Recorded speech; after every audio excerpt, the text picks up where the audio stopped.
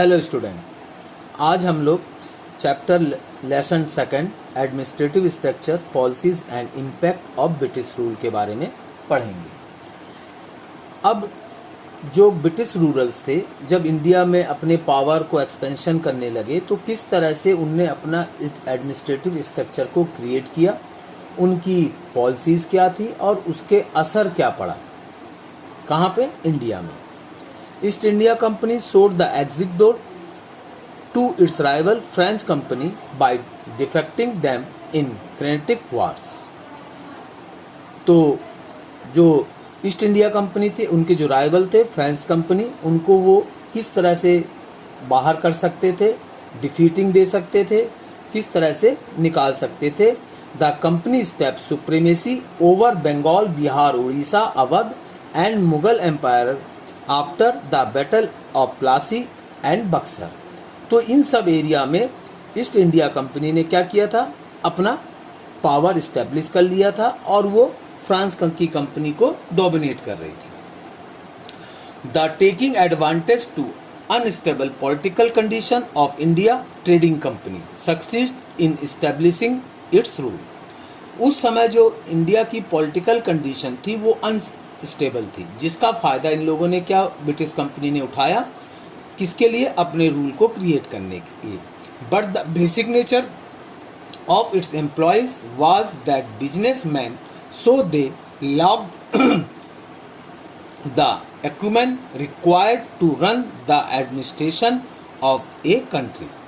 तो चूंकि ये बेसिकली कौन था, एक बिजनेस ऑर्गेनाइजेशन थी जो बिजनेस करने के लिए इंडिया में आई थी, तो इनके जो एम्प्लॉय थे वो उसी तरह से ही काम कर रहे थे। कंपनी के एम्प्लॉय क्या थे? डिसऑनेस्ट थे, बेईमान थे, और वो उनका जो सबसे बड़ी कमी थी वो प्रॉपर एजुकेटेड नहीं थे। Their aims was to hoard wealth and they were ready to go to any extent to fulfil this purpose. और वो संपत्ति के लिए किसी भी हद तक जाने के लिए तैयार थे। Dual rule in Bengal. After the battle of Buxar, the English company signed the territory of Allahabad with Mughal empire Shah Alam. He handed over the rights of diwani of Bengal, Bihar and Orissa to the company. तो उस बक्सर की लड़ाई के बाद उस समय के मुगल एम्पायर जो थे, उन्होंने बिहार, बंगाल और उड़ीसा का दीवानी का सारे राइट्स किसको दे दिए? आपके ईस्ट इंडिया कंपनी को सौंप दिए। अब इसके डीमेरिट्स क्या क्या थे? The real control of Bengal lay in company's hands, but in reality it was free from all liabilities. इसके सबसे बड़ा नुकसान ये था कि जितने भी राइट्स थे वो किसके हाथ में चले गए? ईस्ट इंडिया कंपनी के हाथ में चले गए, मगर वो किसी भी तरह की कोई लायबिलिटीज में इन्वॉल्व नहीं थी। इसके बाद आपका रेगुलेटिंग एक्ट 1773 आया। East India company was independent trading body थी। The boards of directors manage the entire functioning of the company. चूंकि ये प्राइवेट सेक्टर का कंपनी थी, तो इसके जो डायरेक्टर थे वही सारे कंपनी को फंक्शनिंग करते थे और उसके लिए रूल्स रेगुलेशन बनाते थे। The committee appointed and dismissed the staff of the company। तो डायरेक्टर ही क्या करते थे? अपने कमेटी उसको अपॉइंट करते थे और किसी भी स्टाफ को किसी भी समय डिसमिस कर सकते थे, उसको निकाल सकते थे। The director of the company formulated the foreign policy, trading policy and maintain the army. और वो डायरेक्टर ही क्या करती थी? फॉर्मुलेट करती थी, यानी बनाती थी, अपनी फॉरेन पॉलिसी बनाती थी, ट्रेडिंग पॉलिसी बनाती थी, साथ में आर्मी को भी मेंटेन करती थी। After 1757 there was change in company objective.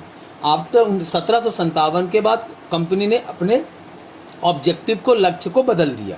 It was not only A trading company but had also become a administrative company. तो सिर्फ वो बिजनेस कंपनी न रहकर एक एडमिनिस्ट्रेटिंग कंपनी में बदल गई। The British government had to intervene in the working of the company.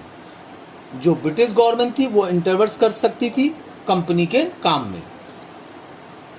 इसके बाद प्रोविजन रेगुलेटिंग एक्ट आया उनका। The act provide specific measures to set up a new administrative framework Bengal, Madras and Bombay. तो ये जो एक्ट आया, इसके जरिए उनने क्या किया, एक नया एडमिनिस्ट्रेटिव यानी प्रशासनिक काम करने वाले लोगों का एक नया तरीका बनाया। कहाँ कहाँ पे? बंगाल में, मद्रास में, बॉम्बे में। ये जो एक्ट था, but this act ended their freedom, मगर ये जो एक्ट था उनके स्वतंत्र होने के बाद खत्म हो गया। The governor of Bengal was made the governor general of Bengal and Madras to.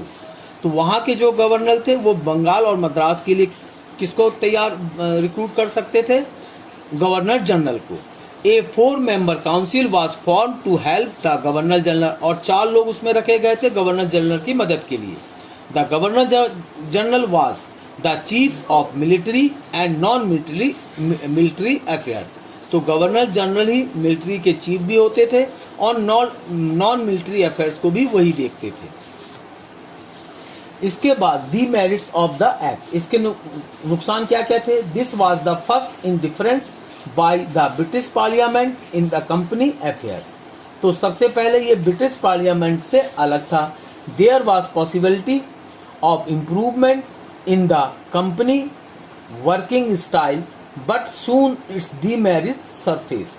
इसको किस लिए बनाया गया था? कि कंपनी के वर्किंग स्टाइल को सुधार के लिए, बट इसकी कमियां दिखने लगी। Governor general and his council often disagreed, it was difficult to take any decision, the freedom of governor general was curbed. तो इसमें गवर्नर जनरल फ्रीडम ही कोई डिसीजन नहीं ले सकता था, उसके जो काम करने की पावर कम हो गई। The supreme court was establish but it jurisdiction was not fix, their areas administrative and judicial rights were not clear. तो इसमें उनके अधिकार क्षेत्र या न्याय क्षेत्र क्लियर कट नहीं थे। फिर दिया Pitt's India act 1784 to remove regulating act को and make the administration for company in India efficient and responsible. तो पिट रेगुलेटिंग एक्ट को हटाकर इस एक्ट को लाया गया कब? 1784 में। किस लिए लाया गया? कि इसको ज़्यादा एफिशिएंट और रिस्पॉन्सिबल तरीके से कंपनी को रन कराने के लिए। इसमें क्या क्या कैरेक्टराइज थे? The act generate complete control to the British government regarding the affair of administration of the company in India. तो ब्रिटिश गवर्नमेंट के अंडर में इसके एडमिनिस्ट्रेशन और जो अफेयर्स थे वो सारे के सारे ब्रिटिश गवर्नमेंट के अंदर में कर दिए गए। किसके लिए? इंडिया के लिए। The board of control was to guide and control the work of the court of directors and government of India. इसके टोटल जो बोर्ड को कौन गाइड का कंट्रोल कर रहा था? पहला court of directors and government of India. The act restrict the company from in welfare in India. The act clearly mentioned the expansion of rule was against the policy, honor and will of his nation, but the English faulted it. From 1784, the Governor General became a real ruler in India. तो माने कि आपके इस act के आने के बाद जो गवर्नर जनरल था वो रियल मायने में इंडिया का जनरल बना, जिसके पास सारे ऑफिशियल पावर थे, जुडिशियली पावर थे, एडमिनिस्ट्रेटिव पावर थे, वो हर तरह के डिसीजन को ले सकता था। फिर इसके बाद आपका आता है civil service. Then civil service lord Cornwallis to replace Warner Hastings in 1786 is known as the father of civil service in India. His period was more important for administrative reform than the extension of the company rule. तो Lord Cornwallis के बाद replace के बाद जो warn Hastings थे इन 1786 में, जिनको कि हम लोग सिविल सर्विस ऑफ फादर के नाम से जानते हैं, ये पीरियड बहुत इम्पोर्टेंट था। उन्होंने सारे एक्सटेंशन किए, एडमिनिस्ट्रेटिव रिफॉर्म्स किए और इंडिया में सिविल सर्विस के लिए एक नया तरीका खोजा।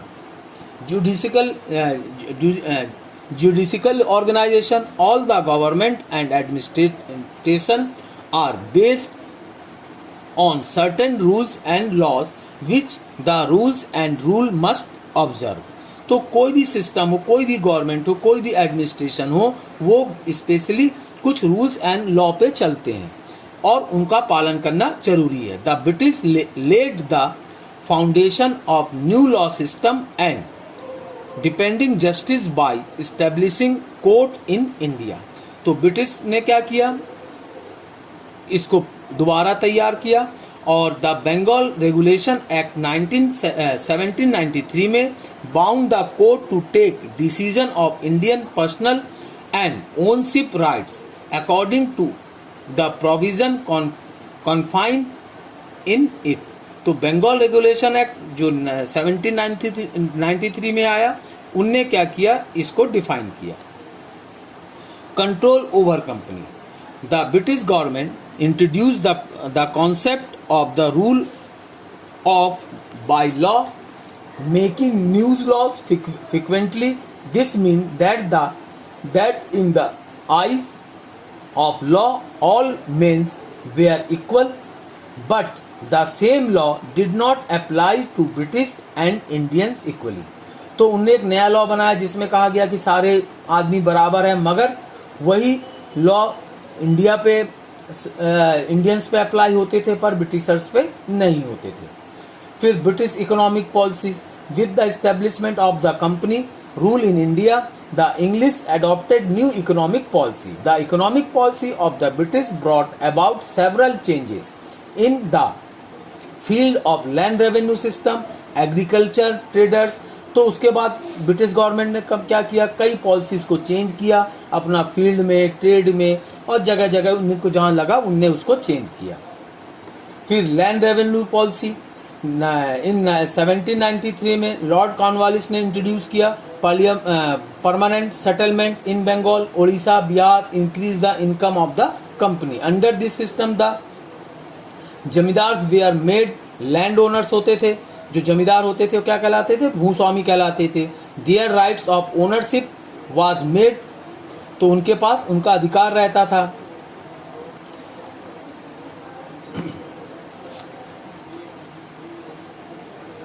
तो इस तरह से ये चैप्टर क्लोज हुआ। Thank you.